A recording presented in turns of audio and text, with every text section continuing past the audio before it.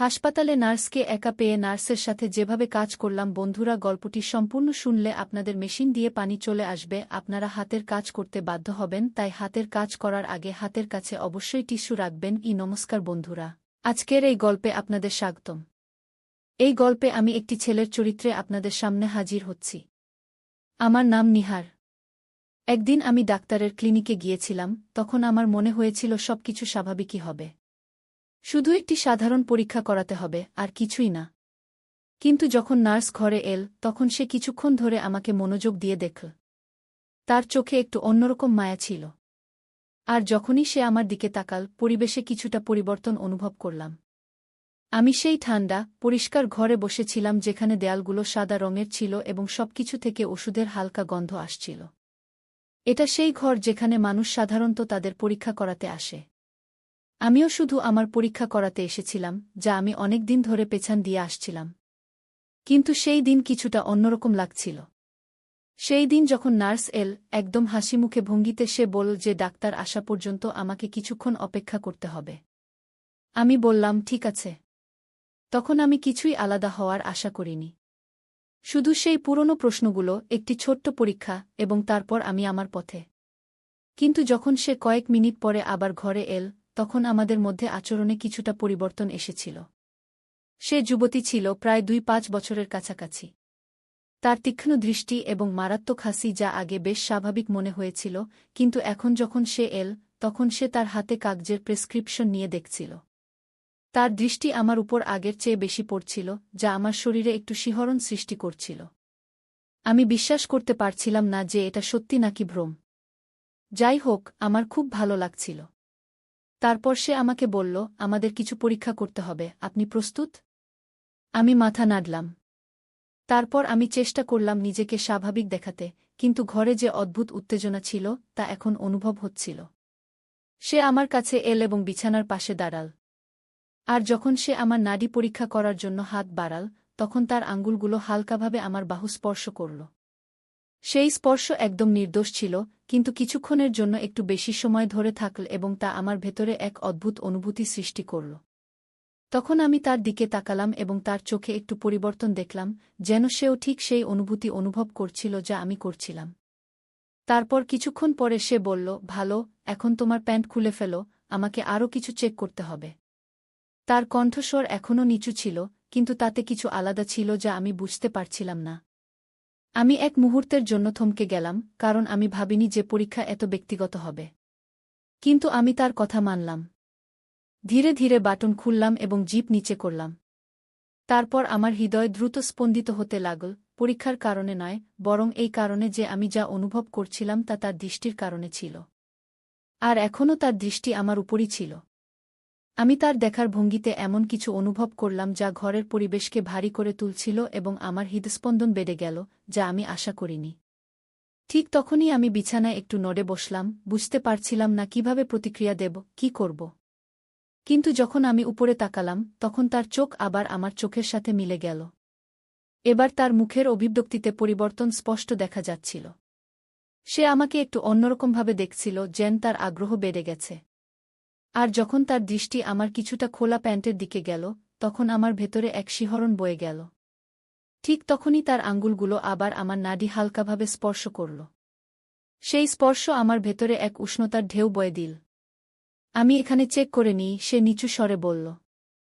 এখন তার কণ্ঠস্বর আগের চেয়েও নিচু ছিল এবং তাতে এমন কিছু ছিল যা তাকে আরও আপন করে তুলছিল। বাইরে থেকে সে এখনও পেশাদার ডাক্তারি মনে হচ্ছিল, কিন্তু এখন আমাদের মধ্যে বাতাস যেন অন্য কিছু বলছিল, যেন কিছু অকথিত আমাদের মধ্যে ঝুলেছিল। এখন সে আরও কাছে ঝুঁকল এবং আমি তার উষ্ণ শ্বাস আমার ত্বকে অনুভব করতে লাগলাম, যা হালকা এবং নরম ছিল। তার আঙ্গুলগুলো সতর্কতার সাথে কাজ করছিল, কাপড়গুলোকে ঠিক সেই পরিমাণে সাজিয়ে নিচ্ছিল যাতে সে যা দেখতে চায় তা দেখতে পায়। কিন্তু যখন সে তা করল, তখন তার আঙ্গুলগুলো আমার ত্বকে এমনভাবে স্পর্শ করল যা পুরোপুরি চিকিৎসাগত মনে হচ্ছিল না। তখন আমার শ্বাস রুদ্ধ হয়ে এল, আমার হৃদস্পন্দন বেড়ে গেল এবং আমি নিজেকে শান্ত রাখার চেষ্টা করলাম। কিন্তু প্রতিটি মুহূর্তের সাথে এটি আরও কঠিন হয়ে উঠছিল। তার নিকটতা, তার শরীরের উষ্ণতা, সবকিছু এখন আরও বেশি অনুভব হচ্ছিল এবং আমার ভেতরে এক ধীর আগুন জ্বলতে শুরু করেছিল। তার চোখ আবার আমার চোখের সাথে মিলে গেল এবং কিছুক্ষণের জন্য আমরা দুজনেই কিছু বললাম না। সেই নীরবতায় এমন কিছু ছিল যা বাতাসকে আরও ভারী করে তুলছিল, যেন কোনো প্রশ্ন আমাদের মধ্যে ভাসছিল যা আমরা দুজনেই জিজ্ঞাসা করতে ভয় পাচ্ছিলাম। তখন সে ধীরে ধীরে বলল, তোমার শরীরে টান পড়েছে। সেই মুহূর্তে তার আঙ্গুলগুলো হালকাভাবে আমার উরু স্পর্শ করল। তার স্পর্শ নরম এবং আত্মবিশ্বাসে ভরা ছিল। কোনো কথা নেই, শুধু বিশ্রাম নাও। তার কথা যদিও সান্ত্বনাদায়ক ছিল, কিন্তু তার পিছনে এমন কিছু ছিল যা আমার হৃদস্পন্দন আরও বাড়িয়ে দিয়েছিল। আমি মাথা নাড়লাম, কিন্তু বিশ্রাম নেওয়াই এখন শেষ জিনিস ছিল যা আমি করতে পারতাম। কিন্তু তার স্পর্শ এবং তার দৃষ্টিভঙ্গির কারণে আমি আরও বেশি অস্থির হয়ে উঠলাম। ঠিক তখনই তার আঙুলগুলি আবার আমাকে স্পর্শ করতে শুরু করলে আমার ভিতর একটি উষ্ণতা ছড়িয়ে পড়ল, এবং আমি জানতাম যে সে এটি অনুভব করেছে, কারণ সেই মুহূর্তে তার শ্বাস কিছুটা দ্রুত হয়ে গিয়েছিল এবং তার দৃষ্টি আমার অর্ধখোলা ঠোঁটের উপর আটকে গিয়েছিল, যেন সে কিছু বলতে যাচ্ছিল। কিন্তু সে কিছু বলল না। তার হাত এখনও আমার উরুর উপর ছিল, এবং তার আঙুলগুলি আমার ত্বকে হালকা দাগ কাটতে শুরু করেছিল। আমি শুধু পরীক্ষা করছি, সে ফিসফিস করে বলল, যেন সে নিজের সাথে কথা বলছে বা আমার সাথে, তা স্পষ্ট ছিল না।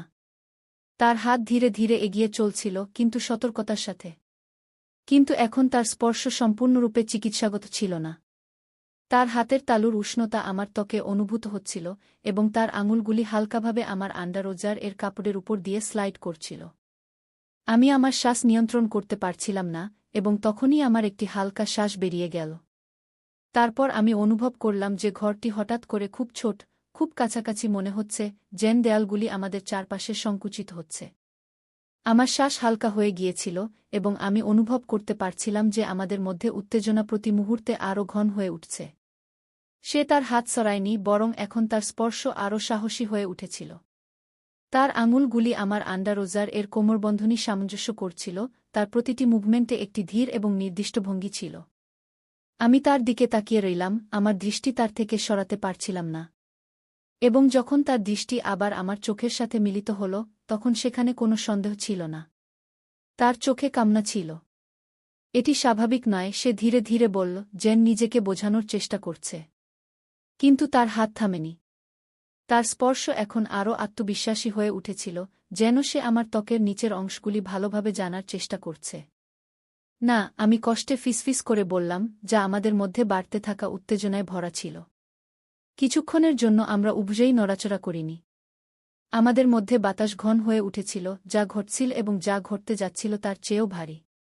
তারপর, যেন কোনো শব্দ ছাড়াই একটি সিদ্ধান্ত নেওয়া হয়েছিল, সে আরও কাছাকাছি এগিয়ে এল এবং তার ঠোঁট আমার কাছাকাছি নিয়ে এল। এখন আমি তার উষ্ণ শ্বাস আমার ত্বকে অনুভব করতে পারছিলাম, এবং সেই মুহূর্তের অপেক্ষা এখন আর সহ্য হচ্ছিল না। তার হাত আবার নড়ল, এবার আরও দৃঢ়তার সাথে।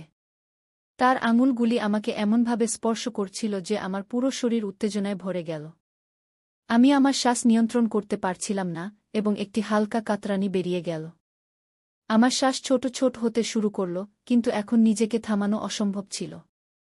আমি অনুভব করলাম যে তার চুম্বন আরও গভীর হচ্ছিল, তার স্পর্শ আরও শক্তিশালী হয়ে উঠছিল। আমার হৃদস্পন্দন দ্রুত হয়ে গিয়েছিল, এবং আমি তার দিকে ঝুঁকে তাকে আরও কাছাকাছি টানতে শুরু করলাম। তার শরীরের উষ্ণতা আমার শরীরের সাথে সংঘর্ষ করছিল, এবং সেই শীতল চিকিৎসাগত পরিবেশের অনুভূতি যেন অদৃশ্য হয়ে গিয়েছিল। এখন শুধু আমাদের মধ্যে বাড়তে থাকা সেই ঘনিষ্ঠতা ছিল, যা প্রতি মুহূর্তে আরও গভীর হয়ে উঠছিল।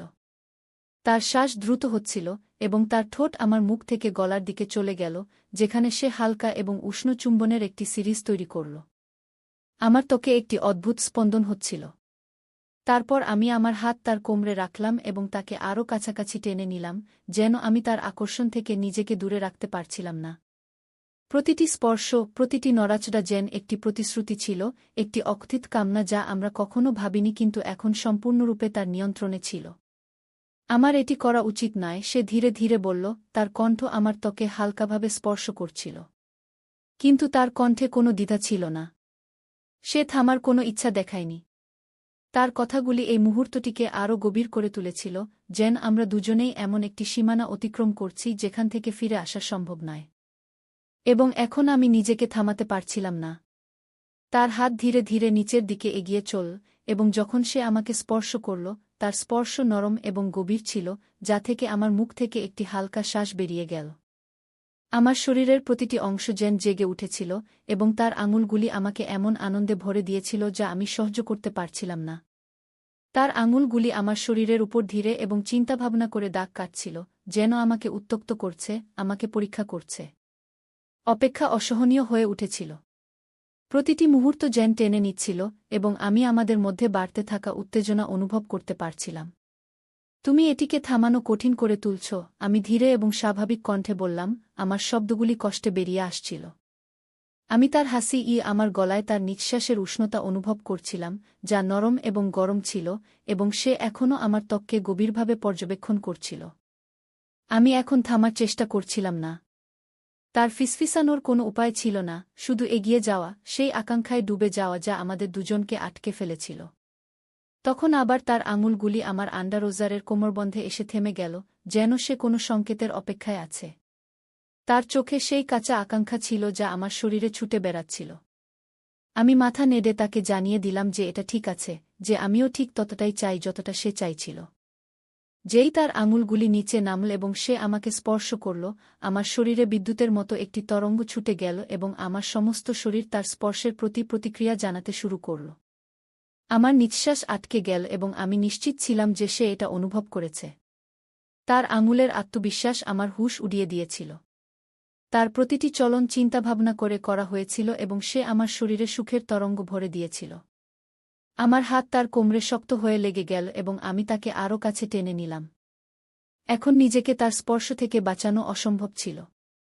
আমাদের মধ্যে বাতাস অপেক্ষায় ভারী হয়ে গিয়েছিল। প্রতিটি নিঃশ্বাস গভীর হচ্ছিল এবং প্রতিটি মুহূর্ত আমাদের উপর সেই কাজের বোঝা চাপিয়ে দিচ্ছিল যা আমরা করছিলাম।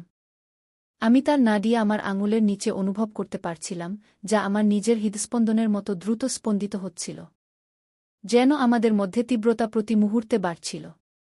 তুমি এসব করে আমাকে পাগল করে দিচ্ছ, আমি কর্কশ কণ্ঠে বললাম। কিন্তু সে শুধু হাসল। তার ঠোঁট আমার কানে হালকা করে স্পর্শ করল এবং তার আঙুলগুলি ধীরে ধীরে একটি তালে চলতে থাকল। সে ভালোই জানত সে কি করছে এবং আমার মাথায় শুধু তারই অনুভূতি ছিল। তার হাতের স্পর্শ এবং তার শরীরের আমার সাথে ঘর্ষণ। এটা ভালো, সে হেসে ফিসফিস করল। তার কণ্ঠে যে আনন্দ ছিল তা স্পষ্ট শোনা যাচ্ছিল, যেন সে আমার প্রতিক্রিয়ায় অত্যন্ত সন্তুষ্ট। তার ঠোঁট আবার আমার ঠোঁটে এল, একটি গভীর, উত্তপ্ত চুম্বন নিয়ে যা আমাকে নিঃশ্বাসহীন করে দিল। আমার সমস্ত শরীর সেই তীব্রতায় কাঁপছিল। আমার মনে হচ্ছিল আমি নিজের উপর নিয়ন্ত্রণ হারাচ্ছি। সেই ধীর, স্থির জ্বালা এখন আরও বাড়ছিল, কিছু এত জোরালো যে আমি তা থামাতে পারছিলাম না। প্রতিটি স্পর্শ, প্রতিটি চুম্বন আমাকে কিনারার দিকে ঠেলে দিচ্ছিল এবং আমি অনুভব করছিলাম যে সেও এটা বুঝতে পেরেছে। তার আঙুলগুলি এখন আরও দ্রুত চলতে শুরু করল। তার শরীর আমার সাথে আরও শক্ত করে লেগে গেল এবং আমি জানতাম যে আমরা দুজনই এই মুহূর্তে একে অপরের মধ্যে হারিয়ে গেছি। তার আঙুলের তীব্রতা, তার ঠোঁটের আমার ত্বকে ঘুরে বেড়ানো, তার নিঃশ্বাসের নরম শব্দ, এসব কিছুই অনেক বেশি হচ্ছিল। আমার শরীর সম্পূর্ণভাবে তার স্পর্শের কাছে আত্মসমর্পণ করেছিল, সেই তীব্রতা এবং সেই অকথ্য ইচ্ছার কাছে যা আমাদের দুজনকে তার কবজায় নিয়ে গিয়েছিল। আমি অনুভব করতে পারছিলাম যে আমার ভেতরের টানের রশি এখন খুব শক্ত হয়ে গেছে, ভেঙে পড়ার জন্য প্রস্তুত, এবং আমি খুব কাছাকাছি ছিলাম। তখন সে আমার কানের কাছে এল। তার কণ্ঠ ফিসফিস করছিল, ছেড়ে দাও, আমি এটা অনুভব করতে চাই কি। তার এই শব্দই যথেষ্ট ছিল এবং একটি হালকা কাতরতার সাথে আমি নিজেকে সম্পূর্ণভাবে সেই মুহূর্তে হারিয়ে যেতে দিলাম। আমার ভেতরের সমস্ত টান এক ঝটকায় ভেঙে গেল এবং সুখের তরঙ্গ আমার উপর দিয়ে উথলে পড়ল। আমার সমস্ত শরীর কাঁপছিল, প্রতিটি পেশি শক্ত হয়ে গিয়েছিল এবং আমি সম্পূর্ণভাবে সেই তীব্রতাকে আমার উপর আধিপত্য বিস্তার করতে দিলাম। আমার নিঃশ্বাস দ্রুত এবং অনিয়মিত হয়ে গিয়েছিল, যেন সেই অনুভূতি আমাকে সম্পূর্ণভাবে ঘিরে ফেলেছে। সে আমাকে তার কাছাকাছি শক্ত করে ধরে রেখেছিল। তার আঙুলগুলি এখনও হালকা করে চলছিল, আমাকে ধীরে ধীরে এই সুখদ অনুভূতি থেকে বের করে আনছিল। তার ঠোঁট আমার গলা, গাল এবং ঠোঁটে নরম চুম্বন দিচ্ছিল। আমি তার গরম, স্থির নিঃশ্বাস অনুভব করতে পারছিলাম যখন সে ধীরে ধীরে আশ্বাসভরা শব্দ বলছিল। তার শরীর আমার সাথে শক্ত করে লেগেছিল, যেন আমরা দুজন একে অপরের মধ্যে মিশে গেছি। সেই মুহূর্তের পরে ঘরে একটি অদ্ভুত নিস্তব্ধতা ছিল। সেই টান এখন অদৃশ্য হয়ে গিয়েছিল এবং তার বদলে আমাদের মধ্যে একটি অকথিত কিন্তু গভীর বোঝাপড়া এসে গিয়েছিল। আমি টেবিলের দিকে পিছনে হেলিয়ে আমার নিঃশ্বাস নিয়ন্ত্রণ করার চেষ্টা করছিলাম যখন সে এখনও কাছে দাঁড়িয়েছিল। তার হাত আমার বুকের উপর হালকা করে ঠেকানো ছিল। তারপর তার চোখ আমার সাথে মিলিত হল এবং তখন সে লজ্জা পেল, যার পরে সে আমার বুককে শক্ত করে চেপে ধরল। বেশ কিছুক্ষণ আমরা দুজনেই কিছু বলিনি। আমাদের মধ্যে নিস্তব্ধতা এখন শান্তিতে ভরা ছিল, সেই গুরুভার অনুভূতিতে যা আমরা এইমাত্র একে অপরের সাথে ভাগ করেছি। আমার এটা করা উচিত ছিল না, সে ধীরে ধীরে বলল, তার কণ্ঠে হালকা দোলা ছিল। কিন্তু আমি মাথা নেড়ে তাকে চুপ করিয়ে দিলাম। তার মুখ হালকা করে স্পর্শ করতে গিয়ে আমার কোনো আফসোস ছিল না। হ্যাঁ, আমি ধীরে ধীরে বললাম, এবং এটি সত্য ছিল। পরিস্থিতি যাই হোক না কেন, যা কিছু ঘটেছিল তাতে আমার কোনো আফসোস ছিল না।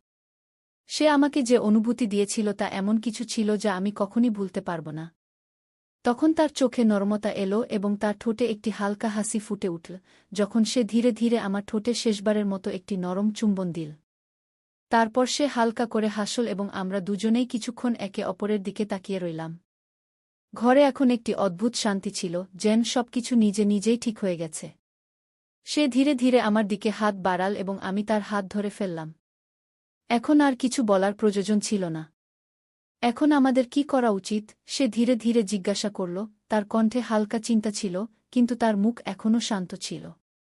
আমি তার দিকে তাকালাম এবং হালকা করে হাসলাম। যাই হোক না কেন, আমরা একে অপরের পাশে থাকতে পারি, আমি বললাম। সে মাথা নাড়ল এবং হাসল, যেন আমার কথা তাকেও স্বস্তি দিয়েছে।